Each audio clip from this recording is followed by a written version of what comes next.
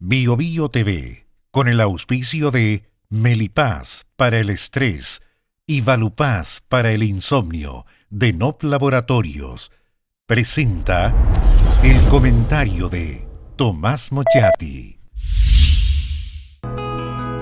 Logra una vida tranquila naturalmente con Melipaz y sin insomnio con Valupaz.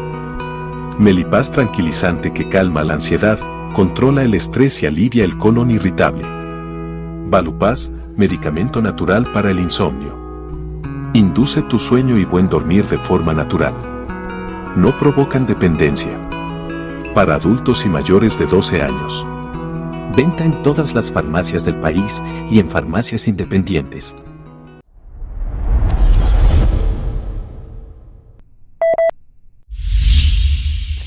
Después de tantas frustraciones, desilusiones, derrotas, dudas, volteretas, peticiones de perdón, en el gobierno han vuelto las sonrisas.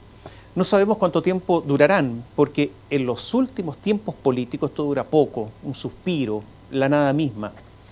La mayor frustración del gobierno fue eso del presidente Boric, de que nosotros somos unos adelantados a nuestros tiempos, somos unos clarividentes, en el sentido que vemos lo que otros no ven. Y esos otros, la ciudadanía del rechazo, no ven nada. Del contundente rechazo, hombres y mujeres rústicos son esos que no han leído, no han leído ni medio paper, ni escuchado, jamás han escuchado a Mansucato. Y esto originó recriminaciones, llamados al realismo por unos, mientras otros invocaban la inalterabilidad del programa de gobierno porque, argumentan, son compromisos y la nueva generación, a diferencia de la antigua, nosotros cumplimos los compromisos. Todo esto ha durado 2 meses, los 2 meses post plebiscito. Naturalmente que todo esto era en medio de caras muy agrias. Y esto originó una pérdida de control de la agenda mientras el presidente y el gobierno se desplomaban en la aprobación. Hoy, según varias encuestas, más del 70% de los chilenos desaprueban al presidente Gabriel Boric y al gobierno en su conjunto. Para un observador medianamente ecuánime, es imposible de soslayar que el gobierno ha tenido un ritmo muy lejos de la energía juvenil. O sea, ha habido errores propios de jóvenes, pero un ímpetu propio de personas cansadas. Le doy un ejemplo. Para llegar a adoptar políticas sobre seguridad pública y narcotráfico, no se requería una nueva constitución. Es un problema que azota al país hace un montón de rato, está entre las primeras preocupaciones ciudadanas y recién ahora, casi al cumplir 8 meses de gobierno, recién ahora hay conversaciones para llegar a un acuerdo sobre una política de seguridad. Yo diría que esto es una vergüenza por donde se le mire. Naturalmente que estos 8 meses sirvieron para que quienes gobiernan cambiaran de ideas sobre estado de emergencia, ley de infraestructura crítica, ley de robo de madera, la que a un mes de empezar a regir ya logra efectos positivos. Hay gente bien dura de cabeza y sigue habiendo varias leyes pendientes además. En materia de usurpaciones de terreno, ya es una verdadera industria similar a la del robo de madera en el sur. Son industrias, aparatos, pero es mucho más evidente la usurpación, porque no se necesitan drones, no se necesitan militares, no se necesita inteligencia para comprobar el delito. Y ahí la inacción gubernamental de la Fiscalía, y yo diría que en algunos casos la prevaricación de algunos jueces, permite que no haya Estado de Derecho. Si con la complicidad de usías, ilustrísimos y excelentísimos magistrados, porque ese es el trato que infructuosamente le dan los defenestrados de sus propiedades, ellos son muy responsables también de todo esto. En esto no hay nada, porque existe en el gobierno, o en mucha gente del gobierno, la convicción de que si alguien no tiene vivienda, tiene derecho sobre cualquier terreno. Es de esperar que ellos piensen lo mismo y sean consecuentes en su actuar cuando les tomen sus propiedades, porque la clase política, que es una élite, está formada por personas que bienes tienen. Esta semana, se lo decía, volvió el ánimo, retornaron las sonrisas, volvió cierta alegría, eso de que todavía hay esperanza de revertir las cosas. Decíamos que todo esto, decimos todo esto antes del famoso cónclave que se va a realizar en algunas horas, donde no podemos obviamente saber cómo va a terminar.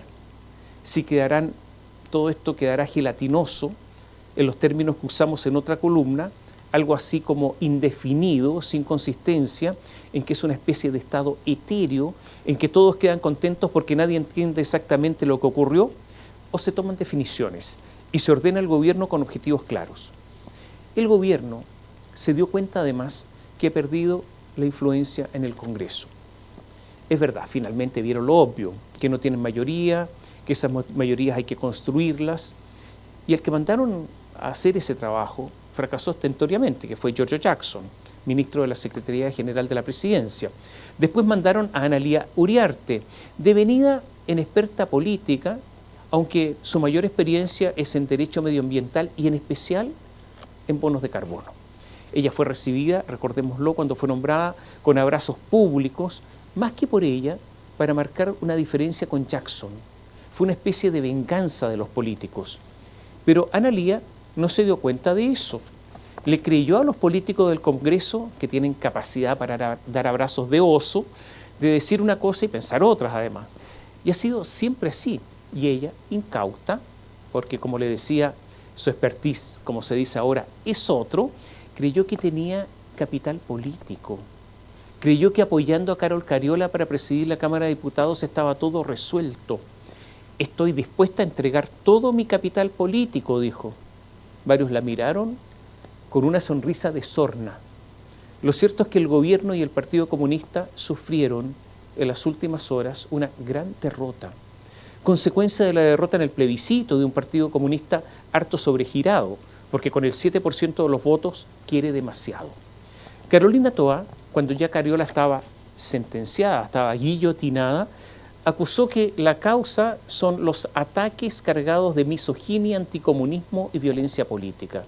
Una declaración innecesaria la de Toá, fruto solo de la frustración.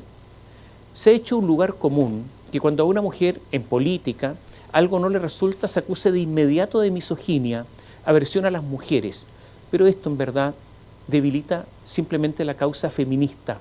Usar el feminismo para justificar derrotas políticas no tiene ningún sentido, porque las razones, todos lo sabemos, son otras. Acusó además Toá de violencia política, pero esa violencia no se ha visto en ninguna parte. Y eso, lo del anticomunismo, es una tontera.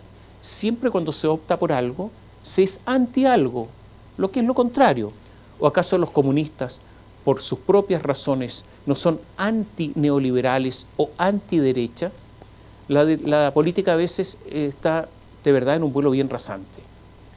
El fracaso es tan grande en materia de la dirigencia de la Cámara de Diputados que, atentos, ya hay acuerdo de la derecha con algún sector de la democracia cristiana e incluso con un sector del Partido Radical, que es un partido del oficialismo, para negociar con el gobierno, con las fuerzas oficialistas desde la mayoría. Cambió todo. Y esto tiene una gran relevancia para el ritmo de la tramitación de los proyectos de gobierno. El oficialismo hizo acá una pésima jugada. Dejó fuera a la derecha de la testera de todas las presidencias de comisiones porque no entendió que con la votación que obtuvo la derecha en las últimas elecciones, el acuerdo que podía tener sin la derecha era un acuerdo frágil. Y ahora se fue todo al diablo. Esto es muy malo para el gobierno porque van a tener que negociar con una mayoría que ya se formó, insisto, entre la derecha, la DC, algunos DC y algunos del Partido Radical. También está el Partido de la Gente ahí. Digo además todo esto porque después de la derrota de Cariola y de la presidencia de la Cámara, o sea, las últimas de una saga de derrotas, la presentación de la reforma al sistema de pensiones iluminó la escena del oficialismo. Es una de las reformas estructurales de la presidencia de Gabriel Boric. Es una promesa, dicen, que se cumple. Une a las fuerzas de gobierno, amalgama a Pro Dignidad y al socialismo democrático, nuevamente unidos en pos de un interés superior. Por eso retomaron la agenda y las caras estaban bien alegres esta semana. Pero el gobierno camina en un precario equilibrio. Ya hay un cierto convencimiento de que no cuentan con el Parlamento. De hecho, y se lo contaré más adelante, vivimos y viviremos con mayor intensidad un parlamentarismo de facto. Al gobierno solo le quedan los golpes como este, como el de la reforma previsional, pero no tiene mucha munición más. Y esto tiene sus bemoles. Mire, los estudiantes de Derecho, también los abogados obviamente, lo saben. Si un contrato dice en el título contrato de arrendamiento, pero todas las cláusulas indican que es una compraventa, ¿el contrato es de arriendo o de compraventa o de venta? Es de venta, obviamente. El presidente y sus adláteres hablaron de que con la reforma previsional se terminan las AFP en 2 años, en 24 meses. Se cumple así el programa, no más AFP. Pero ocurre que el 10,5% seguirá siendo de propiedad individual, como ahora. Y las personas podrán elegir para su administración, para su inversión, entre un ente público y uno privado, que podrían ser las AFP. ¿Se terminan entonces las AFP? Parece que no. Y aquí hay otro problema. Casi todas las AFP son empresas extranjeras que invirtieron y están sujetas a tratados internacionales que protegen sus inversiones en Chile y además pueden recurrir a tribunales internacionales. La fórmula Boric, esa de decir que sacaban las AFP, pero la verdad es que se mantienen las AFP. Y así se elimina el riesgo. Y todo esto, el riesgo de demandas internacionales, todo esto es visto como con un creciente ceño fruncido por parte de algunos puristas del Partido Comunista y el Frente Amplio. La reforma previsional, dada a conocer por el gobierno, no tiene tantas novedades, tampoco tiene mucho espacio. Por muchos años, usted seguro que lo escuchó, se dijo, por ejemplo, que las AFP no tenían la plata, que eran puros papeles, pero con los retiros se probó que la plata está. Además pagaron cuando muchas de las inversiones eran de largo plazo, en un esfuerzo además administrativo que todos reconocen. Pudieron pagar a tiempo cuando no estaban preparadas teóricamente para eso. Y le pagaron a millones de personas miles de millones de dólares, mientras el estatal Instituto de Previsión Social, el IPS, ha tenido problemas para pagar a 600.000 personas. Eso de lo que los actualmente gobiernan dijeron, los que actualmente gobierno dijeron hace solo algunos meses, que daba lo mismo la Constitución, la iniciativa exclusiva presidencial en materia previsional, porque dijeron la plata de las AFP es suya. Y esto es lo más neoliberal de los últimos tiempos. Eso de decir que usted, con lo que es suyo, hace lo que quiere, como quiere, cuando quiere, y ese fue el fundamento para los retiros de la AFP, fue un boomerang. Porque ahora hablar de solidaridad por las mismas personas, desde Boric hacia abajo, que dijeron la plata es suya y usted hace lo que quiere, es bien complicado ahora hablar de solidaridad.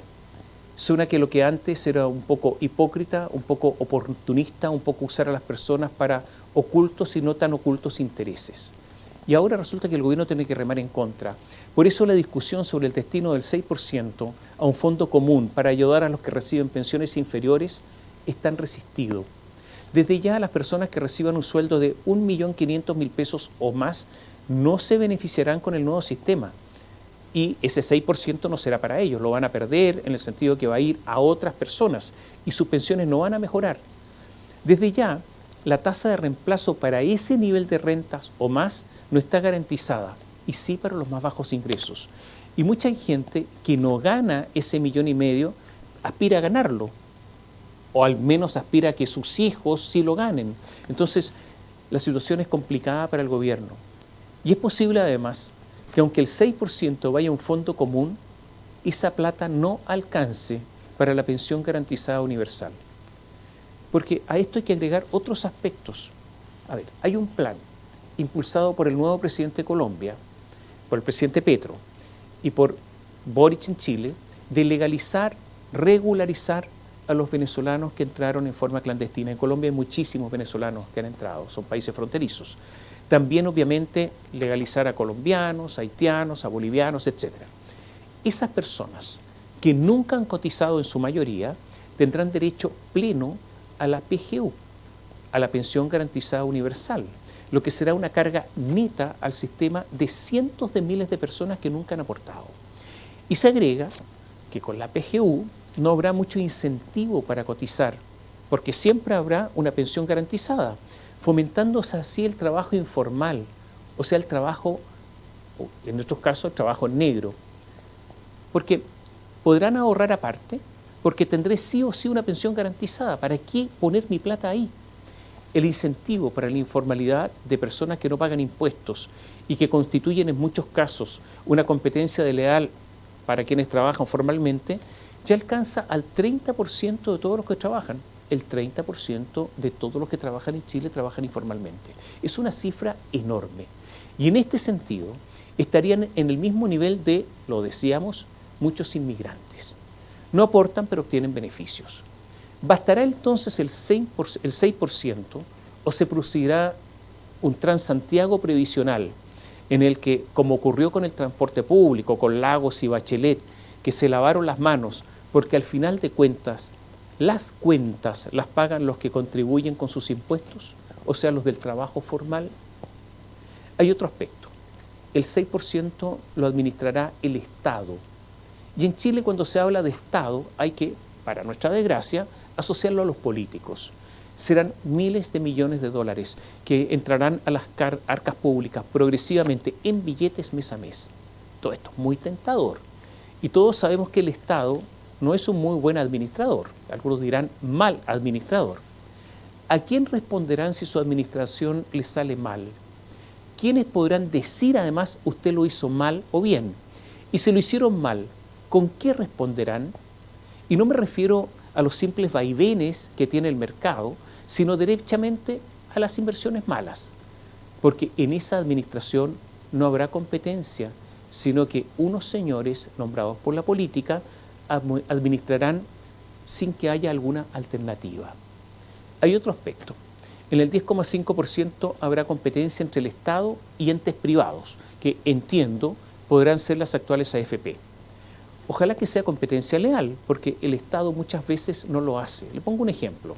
Televisión Nacional, cuando obtiene un crédito, lo hace con el aval del Estado, o sea, con el aval suyo, mío, con el de todos los chilenos, y no lo hace, como debiera ser, con el aval de su propio patrimonio. Y la Fiscalía Nacional Económica nada dice, porque mal va a ir contra ellos mismos, porque ellos también son el Estado. Es solo un ejemplo, pero de todas las pensiones habrá las del 10,5% y algunos que puedan sacar algo del 6%, y por lo tanto habrá un ente estatal que va a recaudar y pagará las pensiones. O sea, podrá haber en el 10,5% entes privados y públicos, pero quien recauda y paga será un ente único y estatal. En esta parte el sistema quedará estatizado. ¿Por qué no se otorga la libertad de elegir a quién recauda y quién paga? Ya se ve, en todo caso, que con la actual Constitución más de algo se puede estatizar. El hecho es que en la última encuesta Criteria, se ha dado a conocer hace solo algunas horas, el tema previsional está en quinto lugar entre las preocupaciones de los ciudadanos, después de seguridad, inflación, migración y salud. Y esto revela cuán precaria puede ser la agenda del gobierno y los peligros que tiene en usar y abusar de ella.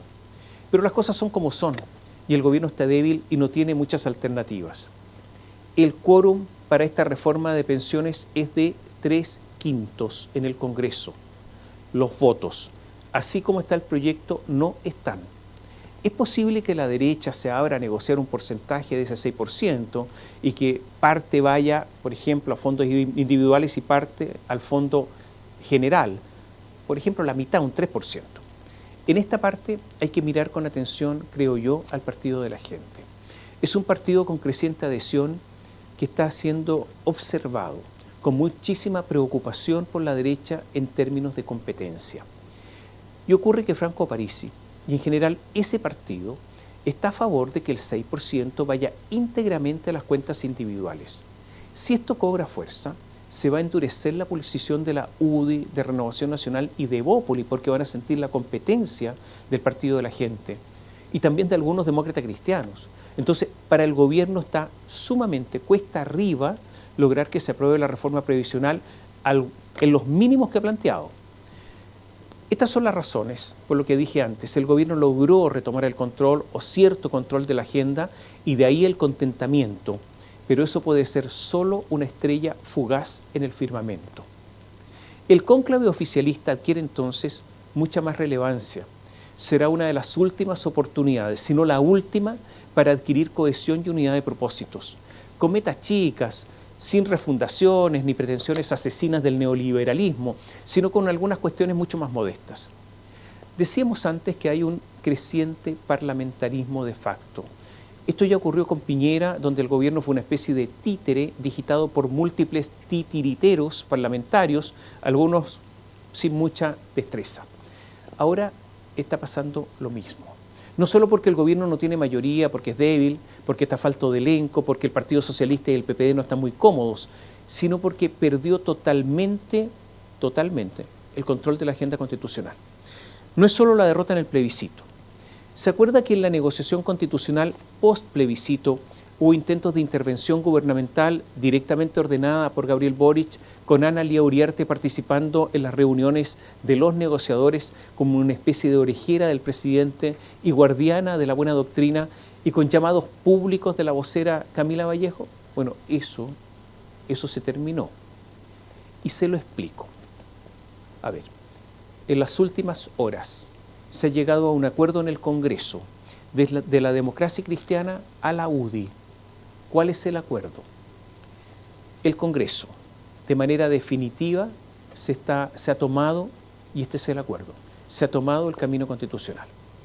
No le van a permitir a los que querían eliminar el Senado que tengan ahora una especie de actitud cayusa, así se ha dicho brutalmente.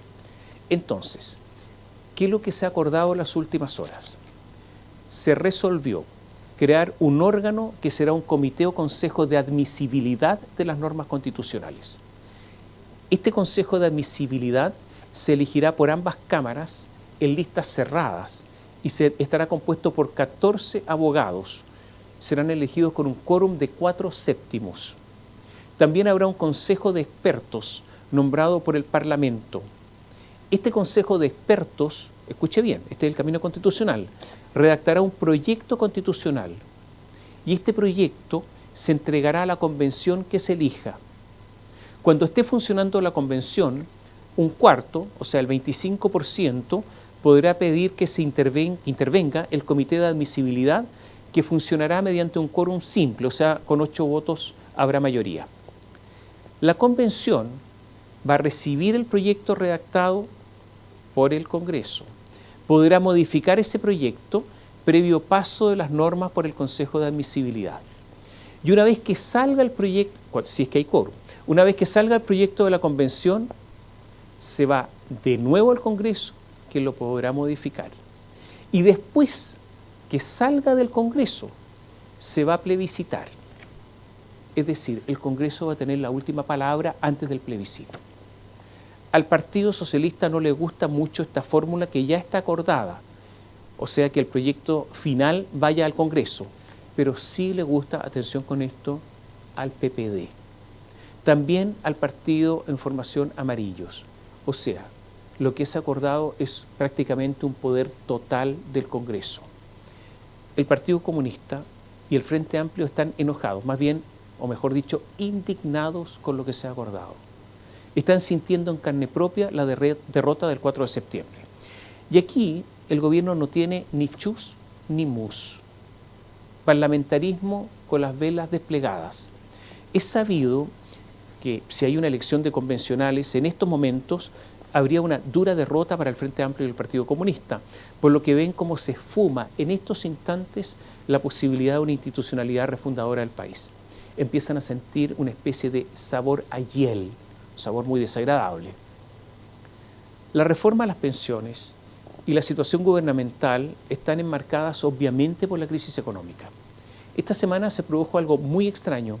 Se dio a conocer el índice mensual de actividad económica, el IMASEC de septiembre.